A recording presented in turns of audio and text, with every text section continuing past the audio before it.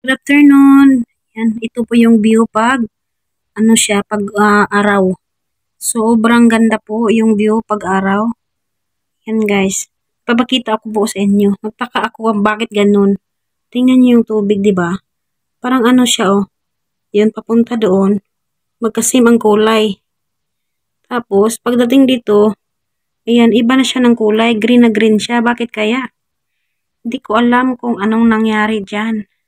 Ayan, ganyan po yung view niya guys. Oh, sobrang ganda po yung view. Ayan.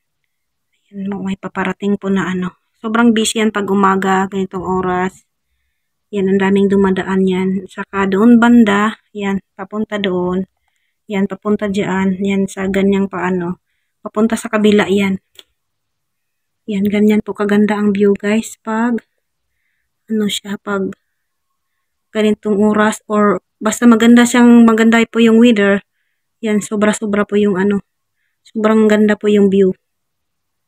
Yan o. Sobrang ano yung ulap. Sobrang linis ng ano, langit ngayon. Kasi napakainit. 35 degree po dito sa Hong Kong po. Sobrang init po. Yan guys o. Yan yung tubig o. Diba magkaiba yung kulay? Kaiba yung kulay niya. Ayan po. Yan po o. Diba?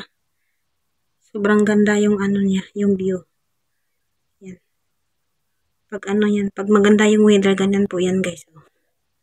Yan yung mataas na building. Ayan. I-zoom natin. Yan, pinakamataas na building dito sa Hong Kong guys. Yan siya guys.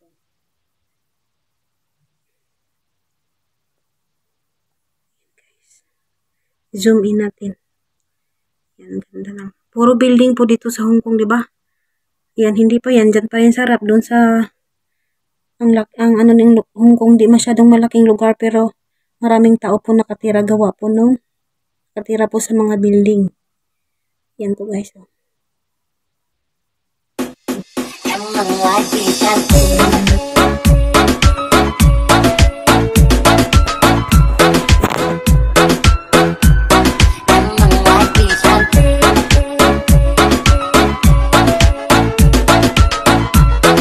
Afternoon, yan guys.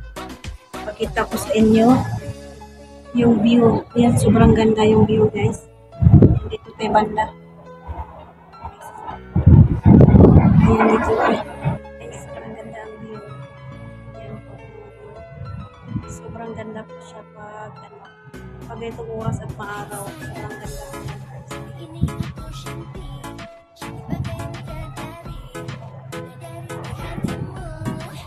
Sobrang ganda po yung view.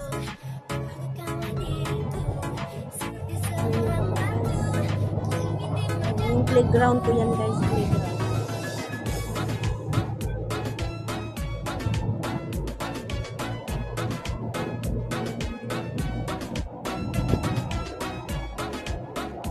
Sobrang ganda po siya guys. Yung pinakita ko nung nakaraan guys is ano po yung guys gabi. Yan, ganito yung view pag umaga.